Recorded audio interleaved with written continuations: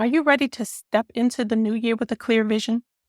Well, if you are listening to this episode when it goes live in December, there are only 3 weeks left in the year. But I believe that before you can move forward, you have to look back at what you've accomplished or what you didn't accomplish so that you can build on that momentum and achieve the success you desire. So let's talk about how we can do this. Welcome to the Mind Your Time podcast with Shannon Baker. I'm your coffee-loving host and the CEO of a boutique consulting company where I work with purpose-driven women like you who have tight schedules and an aversion to technology. But they're ready to get organized and create business systems so they can leave overwhelm behind and get things done. I strongly believe that being busy is not a badge of honor. We just need to be more intentional with our time and create success on our own terms. So grab your cup of coffee, some sparkling water, or pour a glass of your favorite wine, and let's dive into today's topic. Around this time of the year, everyone is talking about creating vision boards and goal setting, which both of them are really good ways to plan your year, and you end up with a visual reminder. But there are a few other things that you need to do to create a reasonable plan so that you can achieve your goals. We can't control a lot of things that have an impact on our lives, but we can control our actions and what we spend our resources on. That's why we need to be very intentional about how we use our time. Being intentional means you are choosing to do something on purpose. And in order for that to happen, you need to have a detailed plan you're following. If you mean something, it's an intention. Your goal, your purpose, and your aim is your intention. It's something you mean to do, whether you pull it off or not. Being intentional to me also represents taking calculated steps. It's a very strategic approach, and it takes time to explore the possibilities and the risks and weigh them against your roadmap. But believe me, it's definitely worth the effort. In June, I did some major reflecting because it was the beginning of my last quarter. Now, if you're new to this podcast, a little insight into that. 2 years ago, I decided to make September 1st my January, and I've had some amazing results since I've made that change.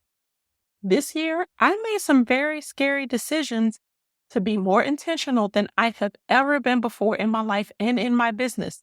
And it's been scary, but I pushed through the fear and I'm already experiencing growth, success, and more happiness. So I'm even more confident now that I am going to achieve the goals that I've set by the end of August 2023. So I started this process by making the decision to invest in my business. I decided to pay some experts to help me refine my brand messaging, create a strategy for my podcast, and create a membership, which I've been wanting to do for quite some time. One thing I was sure of is that while I can help my clients create a strategy for their business, I needed someone outside of my sandbox to do this for me. And working with them at the same time actually helped me see how the pieces of my business fit together for this next phase in my journey. And after putting in many hours of hard work, taking action on the combined plan that I created, I've launched a new audio freebie. I've rebranded and relaunched this podcast, and my membership is right behind all of this. Now, I'm going to be very transparent and let you know that there were moments when I felt overwhelmed as I looked at the list of things that I needed to do. So I took my own advice and I broke it down into 3 30-day plans. I put the tasks into Airtable, and as I started checking things off, my anxiety levels went down. As I reached out to these amazing women, they helped me with not only the strategy behind the scenes, but they've been my hype girls who have talked me off the ledge multiple times, and I will always be grateful to them for that. Now, while I've had my head down, focused on my business, pulling all these pieces together, I was able to onboard 2 new clients. One was a returning client, the other was a referral. But I was able to do it without burning out because of the systems that I have in place. Now, it helped that I put on blinders and pulled back from consuming a bunch of content on social media. I've learned that looking at what everyone else is doing makes you feel like you need to be doing a bunch of other things like pitching yourself to be on podcasts or looking to be on virtual summits or launching an online course, creating a new low-cost digital product, blah, blah, blah. There's so many things people tell you you need to do. But if you already have a tight schedule like me, then you need to evaluate those so-called opportunities and determine if it's something that you really need to grow your business. In order for it to be beneficial, it has to be introduced at the right time. You also need to have the resources available in order for it to help you achieve the success you want. So with all that said, how can you make that decision? Well, that's where auditing your year comes in. Honestly, I recommend doing this every quarter because your circumstances can change very quickly. But if you've created a plan and it doesn't match the season that your life is in, then you set yourself up for failure. That's another reason I go through this process every 90 days. But right now, it's a good time for you to sit quietly and reflect on everything that has happened in your life and in your business. Why do I say you need to look at both? Well, frankly, what happens to you in your life has an impact on your business, and your business has an impact on your life. And now as things slow down, it's a really good time for you to reflect on what has happened, what's happening right now, and what you expect to happen in the near future. So what should you reflect on? Well, you need to look at the successes and failures that you've had over the year. Look at what went well and what didn't. Every experience contains a lesson. We need to just stop and take a note of what it is. And you should really think about all these things before you go into the new year. So for me, when I reflect on my journey, I notice that it has truly prepared me for the next phase that I'm about to take. And I've learned that I needed to realign my business according to what I noticed. Now, the goal of this exercise really is to see what you can refine and make better, not to line you up to create something new. Pause and think about that. You want to reflect so that you can refine what's already existing, not create something new. If we are not intentional about the actions that we take, we will go into the new year thinking you need to wipe the slate clean and just start all over. But at the end of the day, every new thing that you start in your business sets you back by about 2 years. Too much new will start to distance you from your purpose and the reason why you're in business, and then you're going to want to throw in the towel. This happens because something new requires new energy, new focus, and new resources. It also requires you to focus on this new thing that you're creating. So it takes time and energy away from what you've already implemented and things that may already be working in your business. And because it requires more time and energy, it's slowing down your progress. Let me tell you from experience, this is true. I started my realignment process 2 years ago by deciding to do a total rebrand because my messaging wasn't aligned with my values. My business structure wasn't either. So when I sat down and I reflected on things this year, I looked at my wins and my losses before I made any decisions. Now, this is what I came up with. My wins. My average email open rate in ConvertKit is 35%, and I'm consistent with sending weekly emails. I completed more back office assessments this year than I've done before, and I needed those to help me transform my business services. I signed those 2 new clients while on vacation. I doubled my monthly revenue. I was able to invest in other professionals to get help. I hired my daughter as an assistant. I've been able to be more present with my family, and I took multiple work-free vacations. Now, there were some losses. I had 2 clients in their contracts. My podcast did not convert leads into sales. And one of the back office assessments that I completed didn't convert. So as I mentioned before, the next level means refining what you already have and being intentional with what you focus on next. So I looked at these results and determined the refinements that I needed to make. And to do this, sometimes you need to pay for a consultation to get a clear picture of your next step. I started with my podcast because that is a living, breathing sales tool that I owned and I have total control over. So I booked my first podcast strategy session with Stacey Harris of Uncommonly More in May. And after that 1-hour strategy session, I knew the podcast needed a refresh. Stacy helped me work through how to pause it to take those steps. And I knew that I needed to shift my attention and really market the business assessments that I do, which I hadn't been doing. Once I did that, I booked those new assessments, which I hadn't done in quite some time. And as I mentioned, 2 of them converted while I was on vacation, and I didn't have to do a single thing because of my system. I was excited to see those payment notifications come through while I sat on the beach sipping on my drink. Completing those assessments helped me identify a gap in my business model and my existing services that I wasn't offering, but now I'm able to help my clients get better results quicker. And I didn't have to create anything new. When I looked at the data from the business owners that converted and I implemented their action plans, I realized that my target market does not currently have the space to step away from their business during the day. That means they don't have space for a long-term commitment. They need things done in one shot and then they just want to be updated. So that helped me realize that my VIP day offer was the way to go, but I needed to refresh it. So I invested in an online course that gave me the templates that I needed to help me start offering VIP days again. And I was able to do that very quickly because that service already existed. What's my point? Again, look at refining what you've already got in place to help your ideal client and offer that. Then focus on what one of my mentors calls the wedge effect.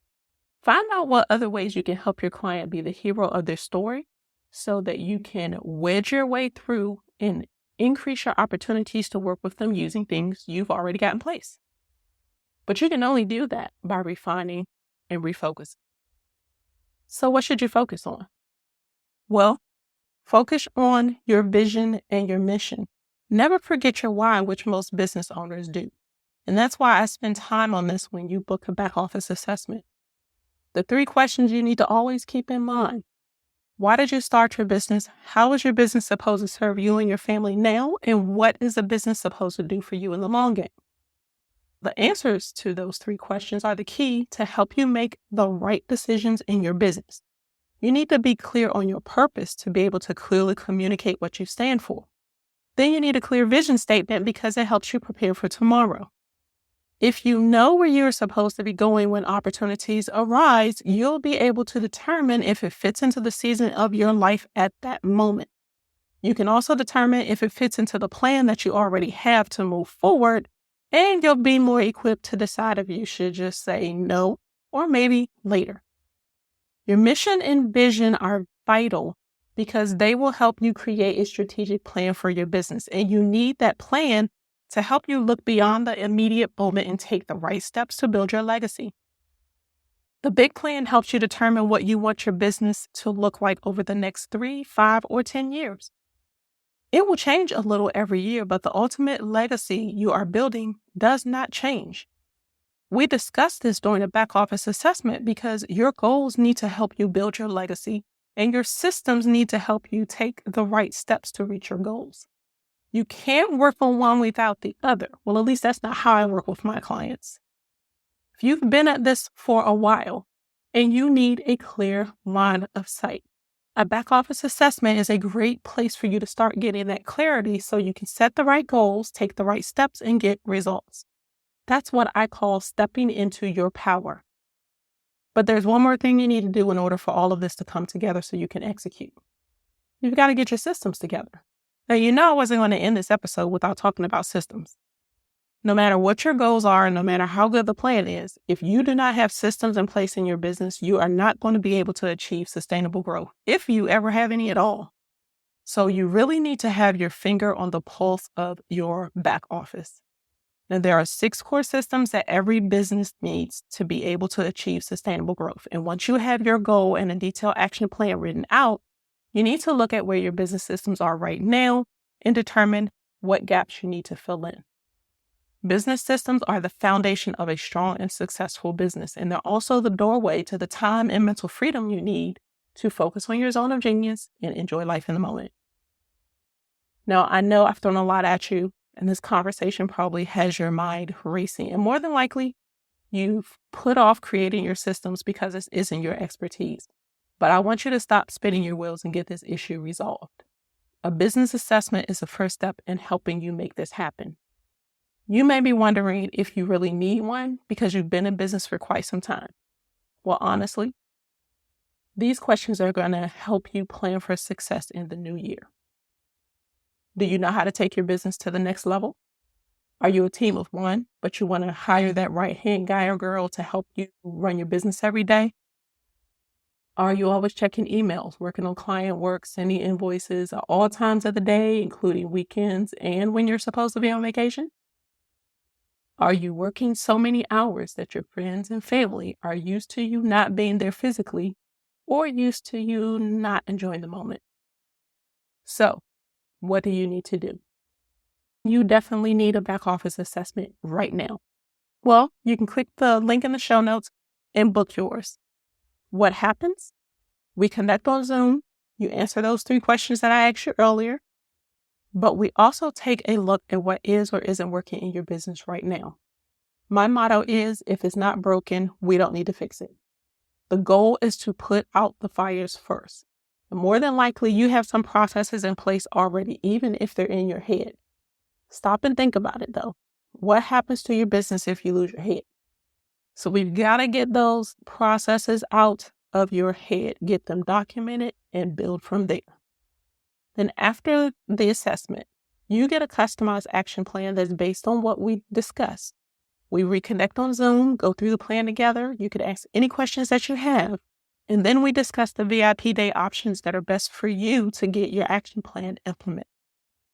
Even if you decide to walk away with the action plan and implement it on your own, which I don't recommend, I guarantee you that you're going to feel relieved after the call because you're going to have a better picture of what your business operations are now and a clear picture of what they can be if you invest the time and resources.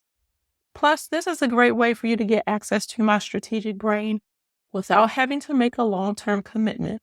And it's definitely going to get you better results than you're going to get trying to do this on your own, which more than likely you've already tried and failed. So let's not keep doing that.